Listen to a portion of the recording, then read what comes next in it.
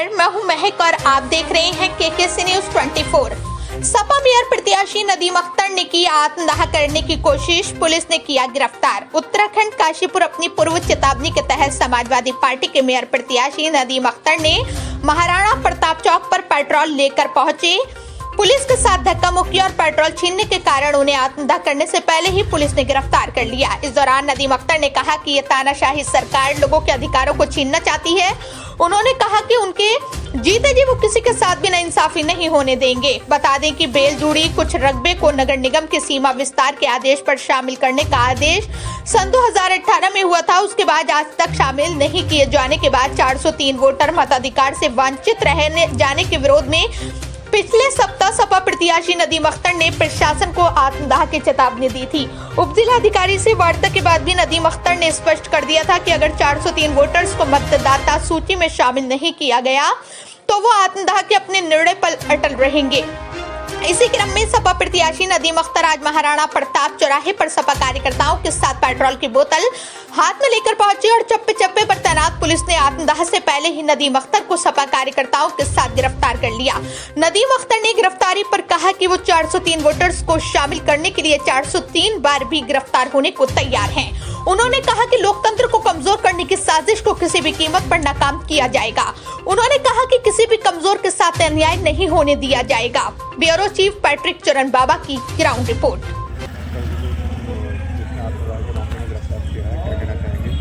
बेलजूड़ी के पास जो झंडूसा बाबा की दरगाह के आसपास के 403 जो मतदाता हैं जो 2018 के परिसीमन के बाद अस्तित्व में आए थे, उन प्रशासन ने 403 वोट से उन्हें वंचित कर रखा है। उसी प्रकरण में आज नदीम अख्तर जी ने कई बार जिला प्रशासन अधिकारियों को अवगत करा दिया था कि मैं 15 तारीख को, यदि ये 15 तारीख तक की 403 वोटर लिस्ट में वोट शामिल नहीं हुए तो मैं 15 तारीख को छतरी चौराहे पर आत्मदाह करूँगा। जो अपना वादा निभाते हुए आज उन्होंने ठीक 11:25 पर आत्मदाह करने की कोशिश करी। पुलिस प्रशासन वहाँ पे मौके पर मौजूद था। प्रशासन ने उन्हें गिरफ्तार कर लिया है। वो कोतवाली में बंद है। विधिक कार्रवाई के बाद उन्हें यहाँ से ले जाया जाएगा। धन्यवाद। नदीम अख्तर जिंदाबाद। घोषणा के तहत आज महाराणा प्रताप चौक पहुंचा था आत्मदाह करने के लिए। मेरे साथ पेट्रोल भी था, माचिस भी थी। हम जैसे ही यहाँ पर पहुँचे, पुलिस ने ज़बरदस्ती करके हमसे पेट्रोल छीना और पेट्रोल छीनने के बाद हमें पुलिस ने तुरंत गिरफ्तार कर लिया। हमारी मांग ये थी कि 403 बेलजोड़ी के ऐसे मतदाता जो 2018 के परिसीमन में जिनको शामिल कर लिया गया था, लेकिन 2018 के बाद से आज 2025 तक उनकी वोटर लिस्ट में उनको शामिल नहीं किया गया। हमारी यही मांग थी कि 403 मतदाताओं को वोटर लिस्ट में शामिल किया जाए, उनको वोट देने के अधिकार से वंचित नहीं किया जाए, क्योंकि सारी कागजी कार्रवाई पूरी हो चुकी है। हमारे पास सारी पत्रावलियाँ मौजूद हैं, किस तरह का कम्युनिकेशन प्रशासनिक अधिकारियों के बीच हुआ है। बावजूद इसके हमारी मांग को माना नहीं गया।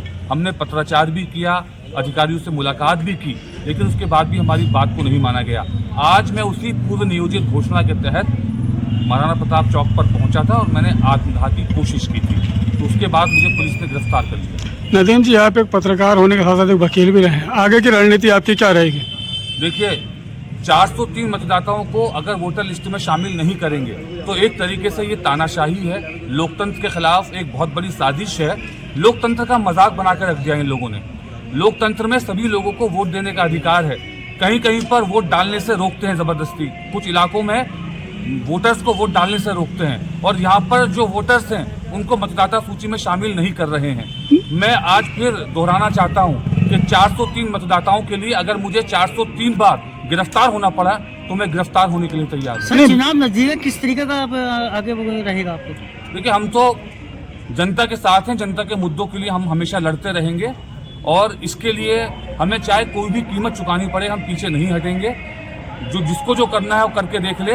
हम डरने वाले नहीं हैं और हम जो है लड़ाई के लिए, जनता के हक के लिए हम आगे लड़ते रहेंगे। नदीम जी, महत्वपूर्ण प्रश्न ये है कि अब विधि अनुसार इस प्रकरण में क्या हो सकता है, क्या किया जा सकता है?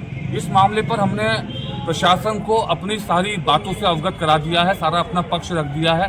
कल एसडीएम साहब ने वार्ता के लिए बुलाया था, उनके साथ भी काफ़ी देर वार्ता हुई। हमने अपने सारे पेपर्स उनको दिखाया, सब कुछ उनको हमने बता दिया। अब ये करना प्रशासन को है, प्रशासन को उन लोगों को 403 मतदाताओं को शामिल करना ही पड़ेगा। किस तरीके का आश्वासन मिला?